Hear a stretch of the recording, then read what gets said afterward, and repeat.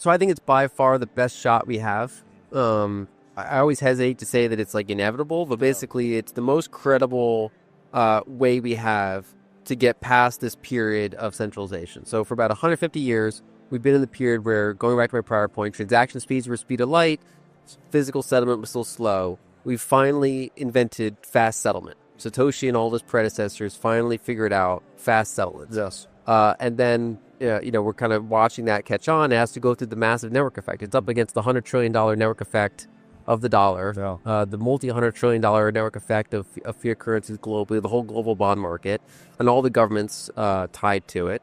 So this little open source thing is kind of doing this multi-decade path through this very entrenched system. It's gradually succeeding.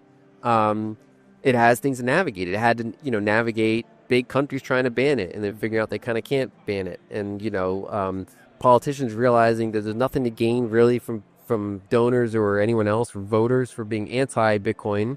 But there is a lot to gain from being pro-Bitcoin. And so it's kind of going through that game theory over time. There's a couple countries that are ahead of the curve and say, well, if other countries are going to be slow and even anti, we're going to be the ones that embrace it.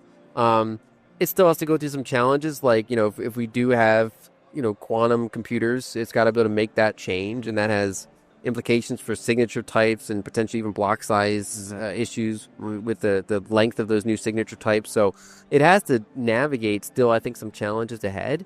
But it's by far the best chance we have.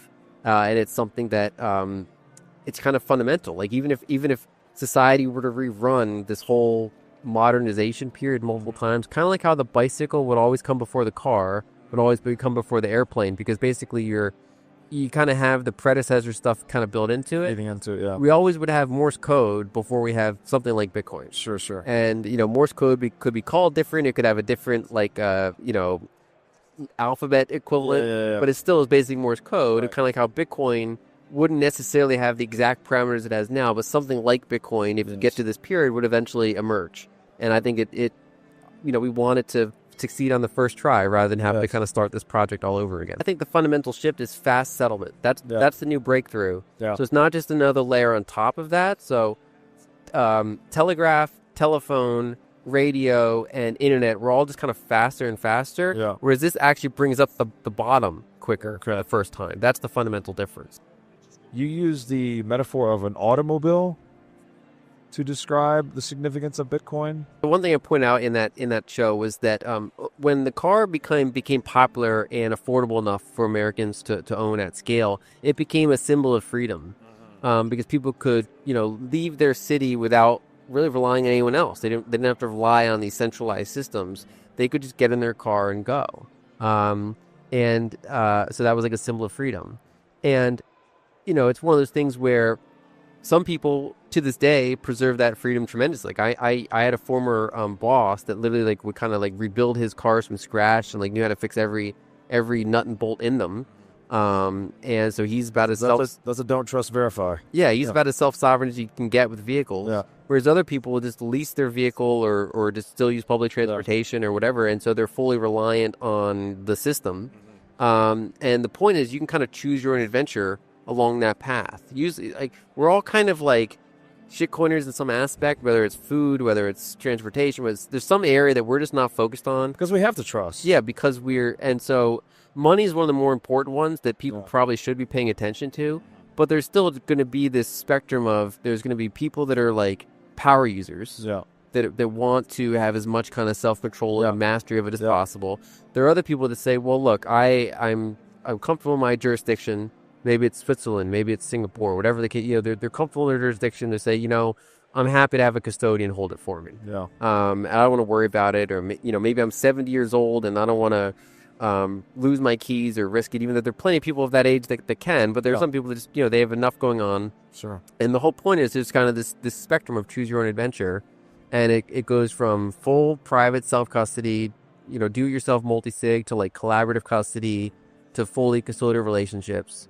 And I think that optionality is really important. So for me, I never really lose sleep over how many people are choosing to self-custody, use it in the best way. It's more are we doing enough to make it so that as many people as want to be power users can?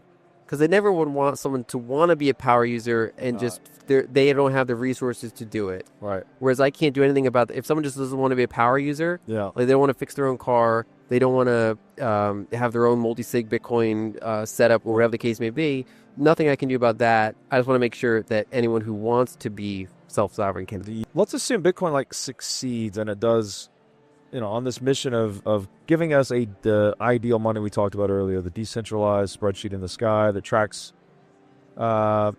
favors that are rendered consensually and hopefully it's protected against coercive movements or modifications, let's say. How does that impact social organization more broadly? Like, does this start to lead us into a future that is more decentralized? Like, if we decentralize the money successfully, how does that start to show up in society and social organization broadly? I think obviously you have to just guess here and speculate, but like, what do you think it looks at? Yeah, so I mean, it starts with the assumption that Bitcoin gets massive and really starts to actually meaningfully displace currency and bond markets. That's basically the question. If you look at some of those older European maps, they'd be a lot more fractured than what it kind of consolidated into.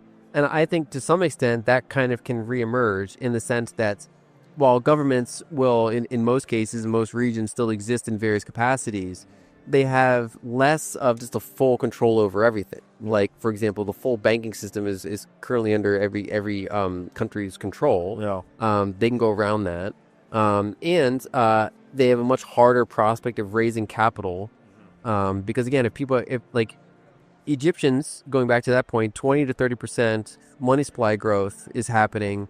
And there's very few ways to opt out of it other than power users getting into Bitcoin. Yeah. And even people that have gold stashed away, they still have bank accounts. There's always still some like residual stuff being just kind of opaquely taken from them by this seigniorage, this debasement. Yeah. And so it really just kind of closes the window of all these different issuers around the world for how much seigniorage they can get away with. Because they're competing with before they were competing basically with gold, or smaller countries are competing with the dollar. And so they're competing with something, if it's gold case, they're competing with something that grows at 2% a year and is really slow. If they're competing with the dollar, they're competing with something that grows at 7% a year but is pretty fast and usually gives you a yield that gives you some of that 7% back. Whereas now they're competing with Bitcoin that has zero long-term supply growth and is basically as fast as the dollar. And that's a much harder competition to go against. So I think it to the extent that Bitcoin gets another 10x or notably bigger from here and really kind of eats into fiat currency markets more, it really reduces the ability of all these different entities around the world to capture that scale of seigniorage. Yeah, and then so that means less revenue for the centralized state. And then so does Bitcoin make government local again? Is that the direction we're headed? It might. I think that the more conservative thing I would say is that it makes it more transparent in the sense that there might still be communities that want more government or want less government. Yeah. But at least they generally know what they're getting into. It's like they're saying, like, part of why we run, my talk here was called Nothing Stops This Train. I was talking about the fiscal deficits. It's because we can't agree on how we're going to balance things. So this error just keeps spilling out as we fail to agree with each other. And in a Bitcoinized world, that can't really happen. There, like, defaults happen before that just runs forever. Yeah. And so basically it says, well, we can still pay for this, but we actually have to tax for it. And so, and taxes are transparent. That's why if you go back to wars in the past, that's why even like older emperors and kings would debase their coinage, because it was a way to kind of go around the transparent tax system. Yeah. People revolt over taxes more than they, keep track of the exact metallic content of their coins. So it kind of just reduces the attack surface of how much can I opaquely steal from you? Yes. And so then, different places are free to still kind of choose how they want to govern themselves. And there still might be pockets of authoritarianism, unfortunately, but at least that opaque part is a much less viable option. What's the legitimacy of that as like being the future risk-free air quotes rate for Bitcoin? How do you think about that? So I wouldn't call it risk-free, but it is interesting because it's self-custodial yield or self-custodial ROI, which is interesting. Yeah. The reason it's not fully risk-free is because in a Lightning channel, it's basically a hot wallet, right? So you're making a security trade-off. Instead of having like deep multi-sig cold storage, you're bringing some of those coins up to the surface, and this has been a fairly stably operating system, so it's a fairly low risk, but there's still some risk. And it's just that they're not relying on a counterparty, so it's a new way to generate ROI. And then there's also a skill issue. Either they have to do it themselves, or other entities can, in some cases, find a service to do it for them, like a Lightning service provider that is able to do this. But basically, that's putting assets to work to help move things around. Yeah. And so I think it's fully legitimate. I just wouldn't fully call it risk-free. Yeah. But I do think that there is kind of this new, basically a yield curve forming, which is, in a Bitcoin world, there's some money to be made from enabling liquidity, and that makes some degree of kind of technical, risk trade-off. And then there's still a role for lending. It's just not the type of lending we're associated with. There's still, for example, I think collateralized lending. If someone has a house and they want to borrow 10% of its value for liquidity purposes, you can make a contract with someone that says, look, I'll loan you 10% of your house worth of Bitcoin, but if you somehow default on this, I get your house. Yeah. And so that type of lending can still exist. It's just a much smaller part of the economy than what we're used to in a fiat system, because in the fiat system, there's really two types of debt.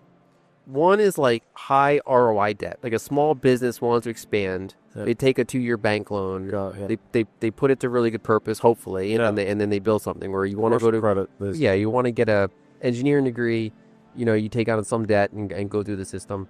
Then there's like the type of debt that you only have because you're arbitraging, you're shorting fiat currency. So that includes government debt, basically. That includes there are companies that have been profitable for like every year straight for like a century, like Coca-Cola and Procter and Gamble, for example, and they have like $40 billion in debt each, and yet they're highly profitable. It's like, why do they have that debt? And it's like, well, because they could issue it at 2% and basically short a 7% growing currency for 30 years at 2%. So they did, and they bought better things with it, like their own stock in many cases. And so that type of like debt that only exists because you can doesn't make sense on a Bitcoin standard. But high impact collateralized lending still makes sense, and then using Bitcoin for liquidity purposes, like generating with your own Lightning node, that makes sense.